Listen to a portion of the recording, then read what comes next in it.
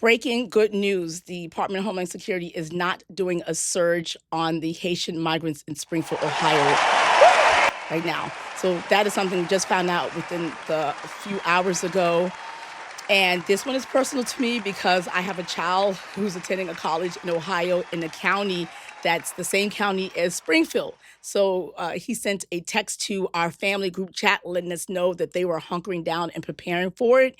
And the TLDR of all of this is that every single time that Donald Trump goes into office, he says hateful, racist, xenophobic things about the immigrant and migrant communities from non-white nations of origin. And he usually orders whoever his Homeland Security Secretary at the time to immediately revoke any protective status that those members of those community have in the United States. And usually they do it without following the law, without the process, without doing the proper review of the origins. Now, before I go into explaining what the TPS status is, what temporary protective status means, and let you know what the Homeland Security Secretary is supposed to consider before revoking it, something that Kristi Noem did not do at all. You should know that the governor of Ohio, Mike DeWine, had asked the Trump administration to let him know when they plan to make a surge, and he said that they said they'll give him 24-hour notice. And there's nothing from his office indicating that they're coming in, so I'm going to use that. Plus the fact that Judge Ana Reyes, who is a federal district court judge in D.C., had and she told the Trump administration by this morning, February 10th, Tuesday, 10 a.m., to get someone on the record under oath to let her know whether or not they plan a search, because they asked to appeal her decision of February 2nd when she decided to block Kristi Noem's attempt to revoke the TPS status of 330,000 Haitian migrants that live in the United States right now. And she said, before I make my decision on whether I let you guys stay my own decision, I need to know whether or not the reason why you're asking this is because you plan to make a search. So I need to know. And the person who filed the declaration is someone who says they're been at the Department of Homeland Security since 2006. And so they're veteran and they're familiar. And she says that she's not familiar with any surge, though there's ongoing efforts to remove people who are removable. But because of Judge Reyes' February 2nd order, that they will not be doing a surge on migrants either in Springfield, Ohio, or Miami, Florida, where there are a lot of Haitian immigrants there as well. So that's a little small reprieve and brief, and I feel a little bit silent relief a little bit. So here's more background if you're interested. Judge Reyes was getting a lot of praise because of the way she essentially shut down Kristi Noem's. And she's not the only one. She's the latest of several judges. 6 judges I'm going to highlight today really quick in this video made the same determination, Judge Trina Thompson and Judge Ed Chen in California, that are reviewing challenges because Kristi Noem did the unprecedented thing in the 35-year history of the temporary protective status. She revoked all 12 statuses for all 12 countries. Now, what the program means and what it does is if the United States, as humane and humanitarian nation, recognize that there are some nations that are experiencing extreme turmoil, perhaps because of a natural disaster, as what happened in the Haitian earthquake, or there is a rampant influx of gang violence or political unrest and turmoil, and they identify specific nations and invite residents from those countries to come settle here in the United States on a temporary basis. You fill out an application, you pay a $500 fee or so, and you undergo a vigorous background check and make your way over here. So the people who are coming from these nations here have the resource and ability to buy a plane ticket to fly over here, to pay those fees. So usually you're going to be getting people who are more affluent, who can afford it. So you're not getting the criminals that Donald Trump has said. And before I go forward, let me let you know that the language that Donald Trump uses to reference immigrant and migrants, including beneficiaries of the TPS programs, which he says is like a sneaky link way for illegal people to come in the United States. And he says, in his estimation, it doesn't matter if they here under our laws, that he considers them illegal.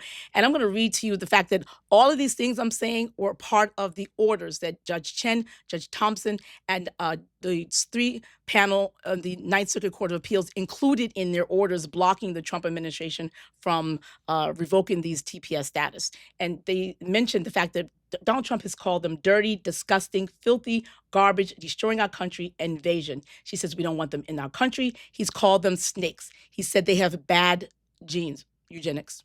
He said they are not nice countries. The people are not people.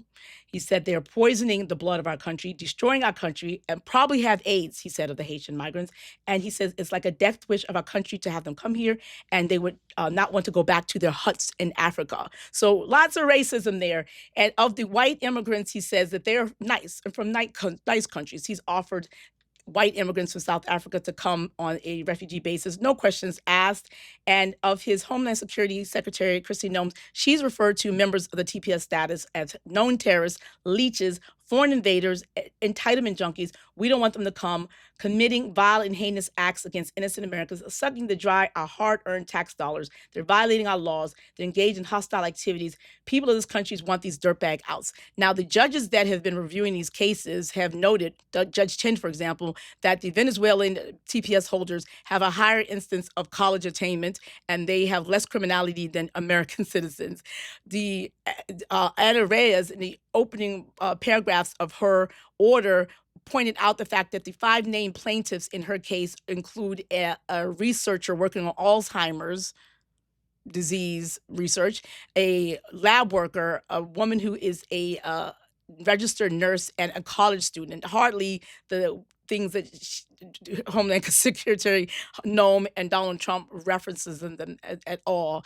And you should know also that Judge Trina Thompson, in her order, pointed out the pattern that when Donald Trump's first Homeland Security Secretary in his first term and Kristi Noem, looking at the discovery, where they were able to look at the emails and the back and forth exchanges between the Homeland Security and the staff, said that they had made a predetermined decision that they were going to remove these people. And Donald Trump says, we're going to get them out of our country. And the minute I come in, I'm removing them from the country. And Homeland Security Secretary decided we're no longer going to consider the country status at all. And that's against the law. The law requires the Homeland Security Secretary to make a distinct, independent review based on data, facts, analysis of the country.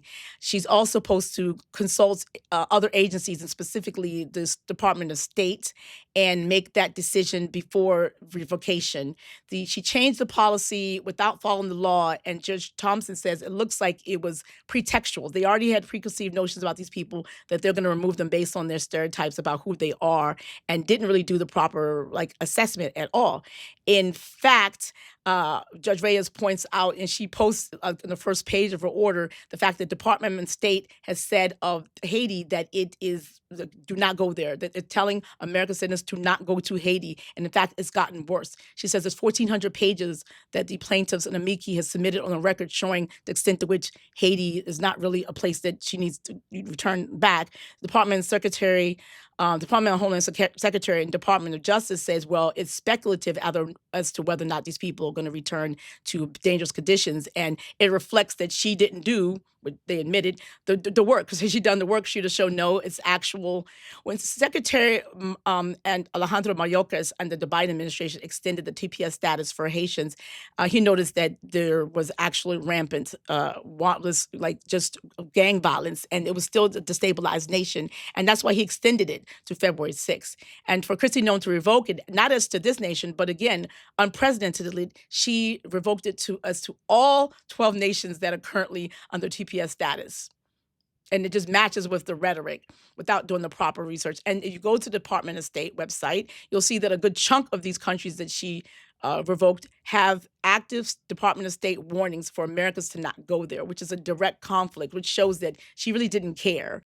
Judge Ana Reyes said that the Homeland Security Secretary did not consider the devastating impact it could have on United States American citizen children to either be forced to follow their parents back home to a nation that they don't speak the language they've never been to before in their life, and according to our own Department of State, is a dangerous place that Americans should not go to, or risk just the trauma of being separated from their parents, staying at home, and the impact of all of that.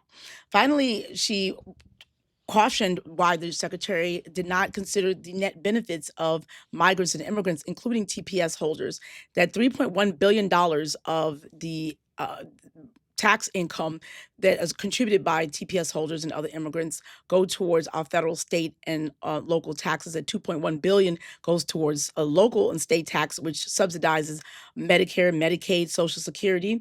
The TPS status holders have actually lower rates of criminality, higher rates of college education and participation, and more than the general population. She said that 14.5% of TPS holders are entrepreneurs compared to 9.3% of the American population, and that in 2021, 38,000 self-employed TPS holders generated $1.5 billion in business income. That's 1 year. She also said that Kristi Noem, in trying to revoke the Haitians, did not take in fact the consideration that of the 103,000 Haitian Americans in the United States, that they comprise the sixth largest group that are supplementing our healthcare industry. And in time and era where there's a nursing shortage and there's overworked, understaffed hospitals, including a lot of rural hospitals across the nation, the net benefit of the migrants to the United States is high. And also, she didn't take in consideration, or she may take in consideration, Governor Mike DeWine of Ohio has said, please do not take away these Haitians because the Ohioan economy will be wrecked. In Springfield alone, Governor DeWine says that the Haitian migrants are actually revitalizing Springfield.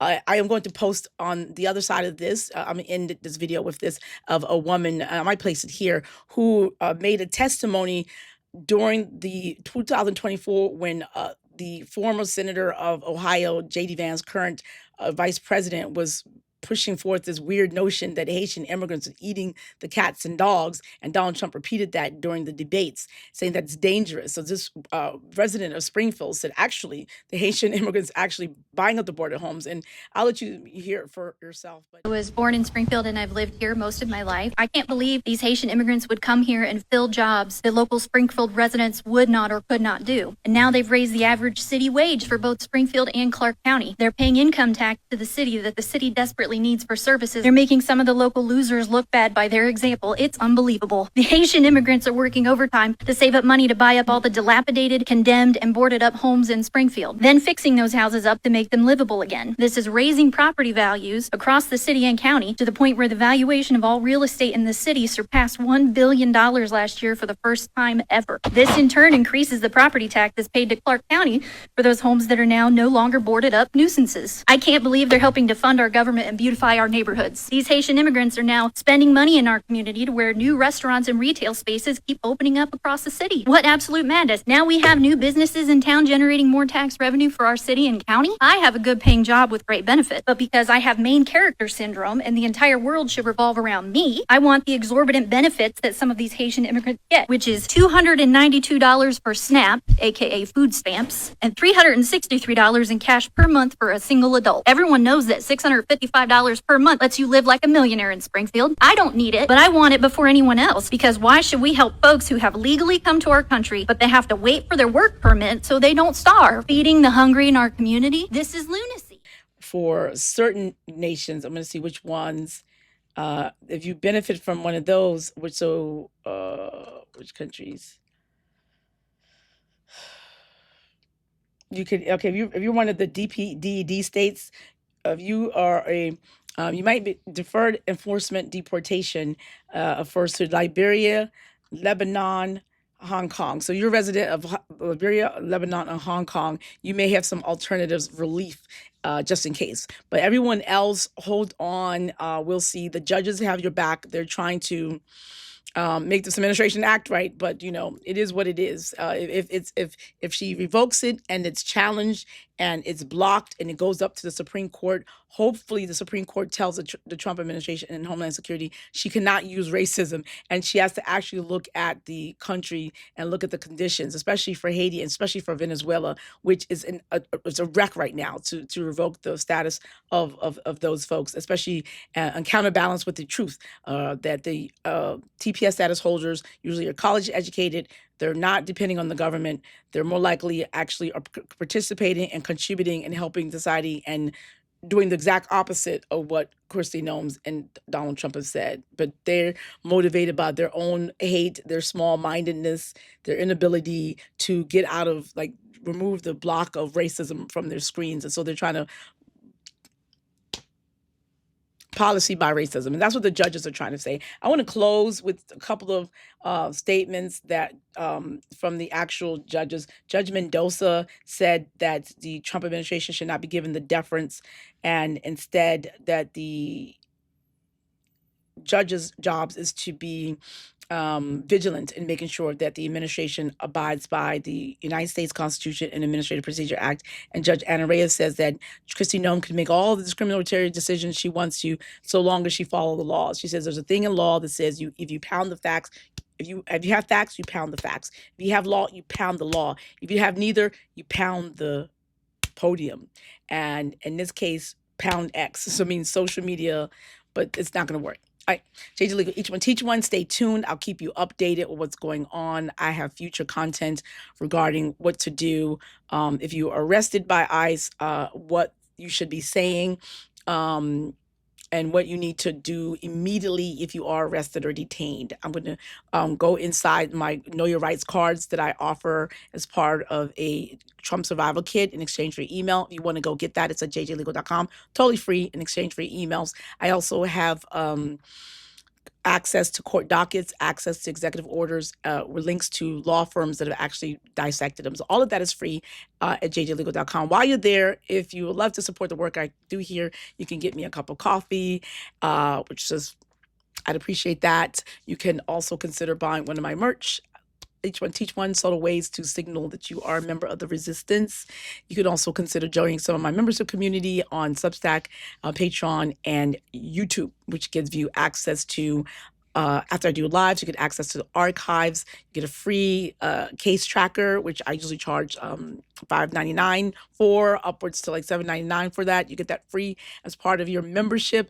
You also get members-only videos and content. So if you like that, if you're interested in joining my community and be a member of my Jaybirds, someone said I should call them Jaybirds, because I was trying to think, what do I call folks who follow me? And I was like, Jaybirds. That sounds great, Jaybirds. So thank you so much to the Jaybirds who already purchased merch, who've already joined my communities. I appreciate you so much. You allow me to continue to do this work. I really enjoy edifying, educating, and I would love to be able to continue to do this for you guys on a full-time basis. And so your support means the world to me because it enables me to do that. All right, thanks again. And thanks to shout out to my Threads community, last but not least, because when I saw this, I said, this is so important that people need to know about this. And I said, hey, when I post this video, could you guys share it? And lots of people say, yeah, I got your back. I got your back. I share it. So if you share this video because of that, thank you so much. I really appreciate it. Again, like I said, this matters because my kid is in Ohio. My kid's like right in the county with Springfield. So he was getting ready and we're all getting ready. My daughter right now is at an oversight hearing, or she might have left with Todd Lyons. I think his name was Todd Lyons. She's at a oversight committee hearings right now. Maybe, I don't know. Hopefully she's taking notes. When she comes back, I'm going to ask her what she thinks about it. She's a little mini me, so she's a little mini woke. All right, take care. Thanks so much.